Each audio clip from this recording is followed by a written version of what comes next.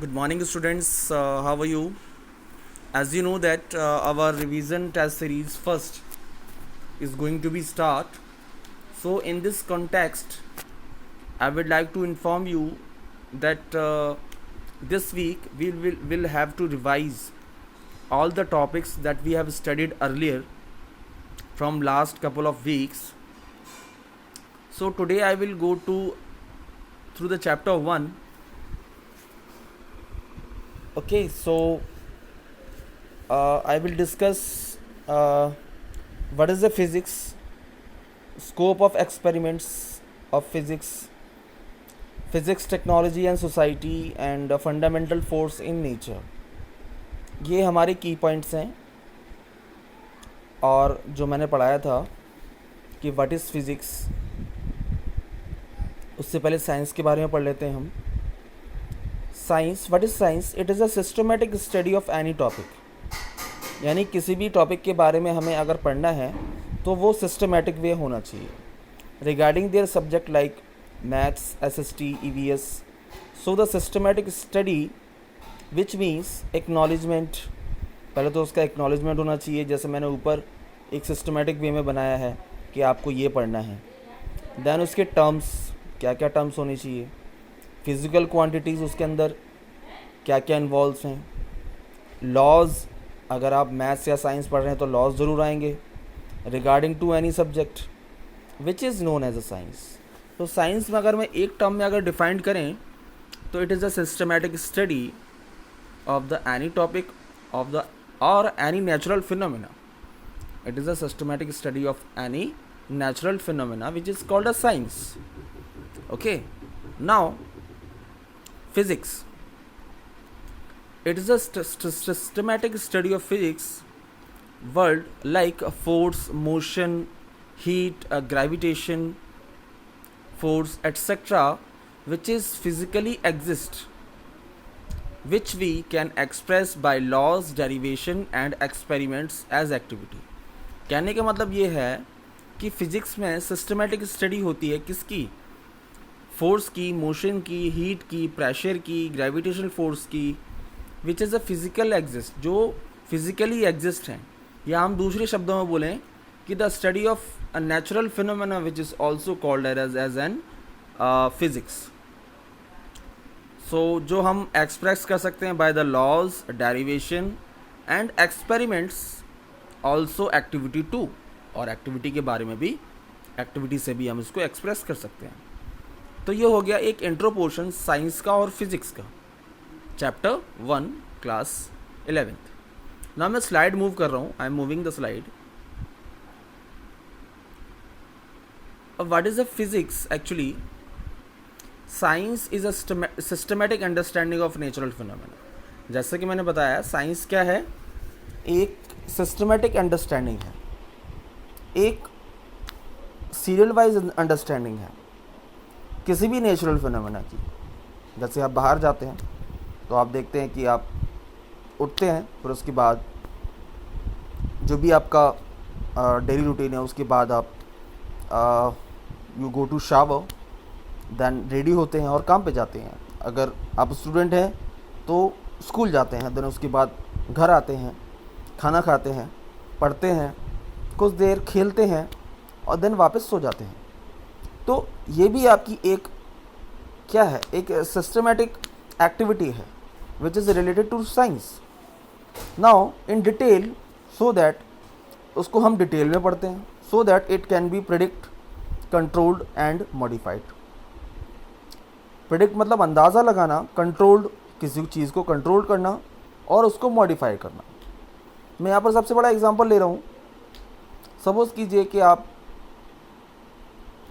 देर रात तक सोते हैं और फिर सुबह देर से जगते हैं और फिर आपका जो डेली रूटीन है वो बिगड़ जाता है। तो आपने ये मन में अंदाज़ा लगाया कि दिस इज़ रॉन्ग, जिससे मेरी चीज़ इफ़ेक्ट हो रही है, उस चीज़ को मैं ना करूं। आपके मन में आता है ना, या आपको कोई बताने वाला होता है। अब घर में पेरेंट्स होते हैं तो बोलते हैं कि early to bed early to rise.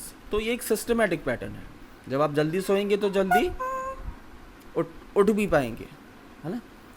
तो ये हो गया एक प्रेडिक्शन। कंट्रोल आपको करना है ना, और उसमें मॉडिफाई भी आप ही करेंगे। तो जैसे जैसे आपकी एक्टिविटी मॉडिफाई होंगी तो वैसे वैसे आपके अंदर चेंजेस आएंगे, है ना। You will be in the class, topper हो सकते हैं क्लास के, तो ये एक एग्जाम्पल हो गया। Now the science involving exploring, science एक एक्सप्लोरिंग में बिलीव करता है, हर चीज़ में वास्ट, जैसे किसी भी चीज़ में ले लीजिए, लाइक साइकिल चलाने से लेके, पैदल चलने से लेके, और एरोप्लेन मूव करने से लेके, ये क्या है, एवोल्यूशन है, ह्यूमन एवोल्यूशन है, जो कि साइंस के द्वारा ही आया है, एक्सपेरिमेंट्स के द्वारा, जिस साइंटिस्ट ने लिया था, है ना।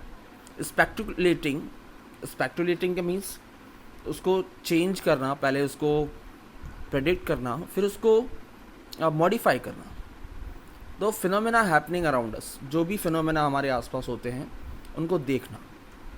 The world science is derived from the Latin verb scientia meaning know. Science का मतलब ही होता है टू नो द नॉलेज, उसके बारे में जानना, है ना। Now scientific method is a way to gain knowledge in a systematic and in depth it involves. जो साइंटिफिक मेथड होता है उसका जो पर्पस होता है वो नॉलेज को गेन करना होता है, to gain achieve knowledge maximum at the level in systematic way, है ना।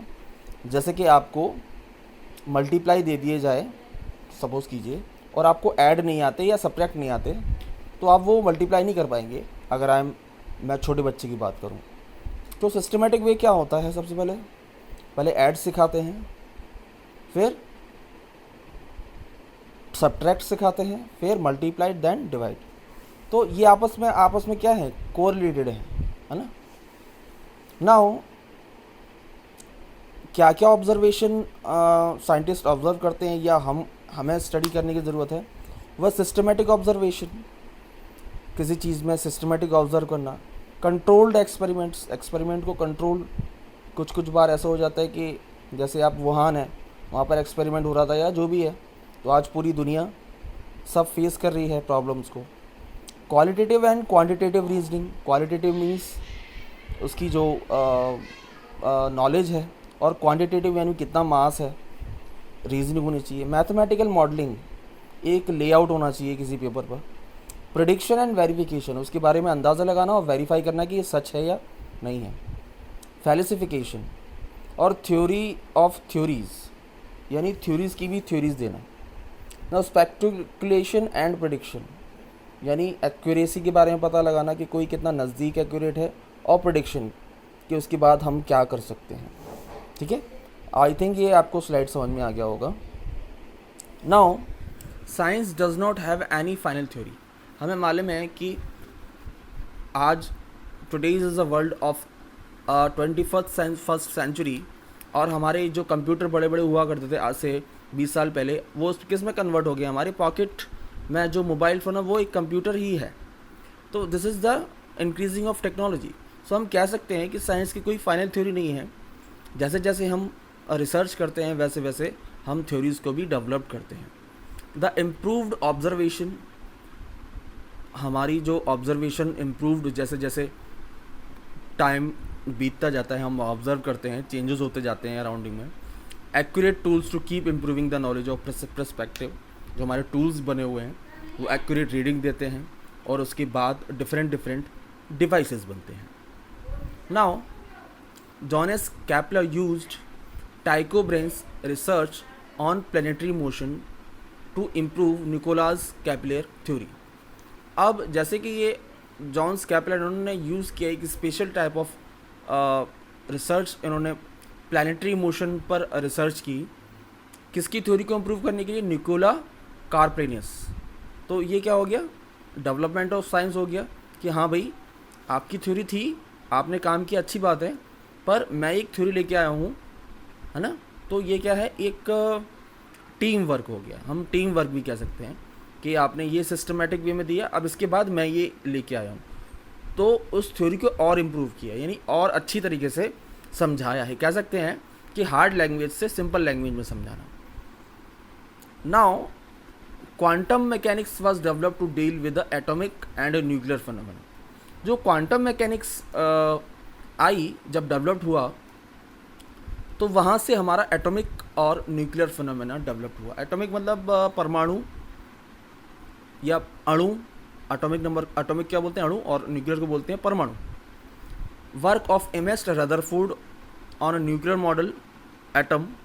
रदरफोर्ड का मॉडल तो देखा ही होगा. जब हम अल्फ़ा पार्टिकल्स किसी गोल्डन फॉइल पर हम जाते हैं तो देखते हैं कि कुछ पार्टिकल्स क्या होते हैं, रिपेल हो जाते हैं, कुछ पार्टिकल्स पेनिट्रेट हो जाते हैं, कुछ पार्टिकल्स डाइवर्ट हो जाते हैं. तो ये वहाँ पर हमने देखा कि बीच में, एटम्स के बीच में एक स्ट्रॉन्ग अट्रैक्शन फोर्स है जो कि उस अल्फ़ा पार्टिकल को रिपेल कर रही है. तो वहाँ से हमने जाना रदरफोर्ड को. Okay, now become basis of a quantum theory given by Niels Bohr's. जो नील बोर्स ने दी थी वो रदरफोर्ड ने मॉडिफाई किया. Now anti particle theory of Paul Dirac. जो एंटी पार्टिकल थ्योरी थी किसकी, पॉल डायरेक्ट की, lead to discovery of anti electron. Anti electron means electron का जो चार्ज होता है नेगेटिव होता है, तो एंटी इलेक्ट्रॉन का चार्ज क्या होता है, पॉजिटिव. तो इसे पॉजिट्रॉन भी बोलते हैं. By Carl Anderson. किसने किया, कार्ट एंडरसन ने किया. Now natural science. Natural science is a branch of a science concerned with the description. Natural science जो नेचर से जुड़ी हो. Natural science is a branch of science concerned with the description, prediction and understanding. जो describe करे, prescribe करे, एक अंदाज़ा लगाए और उसके बारे में समझे. किसके बारे में, नेचुरल फिनोमेना के बारे में. On based on observation. और ऑब्जर्वेशन हम जो किए, जो एम्पेरिकल एविडेंस, जो हमने जो एविडेंस लिए, जो प्रूव लिए, it consist of the following disciplines. तो उसमें डिसिप्लिन्स में कुछ 3 पार्ट्स आ जाते हैं नेचुरल साइंस में. Physics, chemistry and biology. तो बेसिकली हम फिजिक्स ही पढ़ रहे हैं तो हम फिजिक्स के बारे में बात करेंगे. तो मैं ये स्लाइड चेंज कर दे रहा हूँ. Physics is a study of basics laws of nature. Physics study किसकी स्टडी करते हैं, on the basis of basics laws of nature. और वो क्या है, there are manifestation. Manifestation means उसके procedure in different natural phenomena और डिफरेंट नेचुरल कंडीशन में. Physics is the study of physical world, यानी जो हमें फिजिकल एग्जिस्ट हो उसी के बारे में पढ़ते हैं, फिजिकल वर्ल्ड के बारे में. And maths and it's motion. Matter and it's motion. Matter means which having a mass and space. Matter और उसके मोशन में पढ़ते हैं थ्रू स्पेस, जो हमारे पास जो खाली स्पेस पड़ा हुआ है, विद रिस्पेक्ट टू टाइम, क्योंकि जो सारी चीज़ें हो रही हैं जो हैपनिंग वो टाइम के साथ हो रही हैं. Along with related concept such as energy and force. और उसी के साथ जो एनर्जी एंड फोर्स प्रोड्यूस होता है उसकी स्टडी करते हैं. ओके, नाउ अगर हम इसे अच्छी तरीके से समझें तो physics is a study of a basics laws of nature like gravitation law, magnetization by earth and their manifestation. Means उसको समझना, which we can use according to our requirements in different natural phenomena, यानी हम उसकी energy को use कर सकते हैं. Physics is the study of physical world. जैसे कि मैंने बताया कि physical world those where physically exist, हम छू सकते हैं जिनको, उनको बोलते हैं फिजिकली एग्जिस्टेंस. एंड मैटर, जितने भी आज यूनिवर्स में जो मैटर हैं, इधर कोई भी थिंग्स ले लीजिए, living things and non living things, वो मैटर में ही आते हैं. एंड इट्स मोशन, और उनके मोशन के बारे में पढ़ते हैं थ्रू स्पेस. स्पेस के अंदर यानी जो खाली जगह है. एंड टाइम के साथ. Along with related concept such as energy and force, और उसी के साथ हम एनर्जी और फोर्स के कॉन्सेप्ट पढ़ते हैं. एग्जाम्पल देख सकते हैं आप, मोशन है मैटर का और 3D में है. तो ये जो मोशन किस में हो रहा है, XY प्लेन में हो रहा है. तो वहाँ पर क्या लग रहा है, फोर्स लग रही है. अब मोशन का डायरेक्शन और फोर्स का डायरेक्शन सेम रहता है, हम बाद में बताएंगे, लेकिन आपके लिए ये एक इंट्रोडक्शन पार्ट है. Now word physics derived from a Greek word physika meaning nature. Physics का दूसरा मीनिंग होता है नेचर, यानी प्रकृति. Two principle types approach in a physics, दो प्रिंसिपल हैं, अभी हम आज एक ही प्रिंसिपल बताएंगे। यूनिफिकेशन, यूनिफिकेशन में क्या होता है, in this process in this approach considers all of the world's phenomena as a collection of universal laws. इसमें बोलते हैं कि जितने भी वर्ल्ड के फिनोमेनाज होते हैं उनको कलेक्शन कर लेते हैं इन डिफरेंट डोमेन, और उनको डिफरेंट डिफरेंट डोमेन में उनके डिफरेंट डिफरेंट स्लॉट्स में रख देते हैं एंड उनकी कंडीशंस बना देते हैं कि हाँ भाई आप ये एप्लीकेबल करेंगे, आप ये करते हैं, आप ये करते हैं।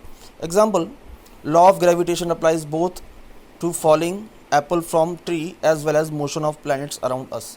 जैसे हमने न्यूटन्स लॉ ऑफ ग्रेविटेशन में पढ़ते हैं कि एप्पल ट्री से गिरा, लेकिन वो ट्री कहाँ सिचुएटेड है, प्लैनेट पे है।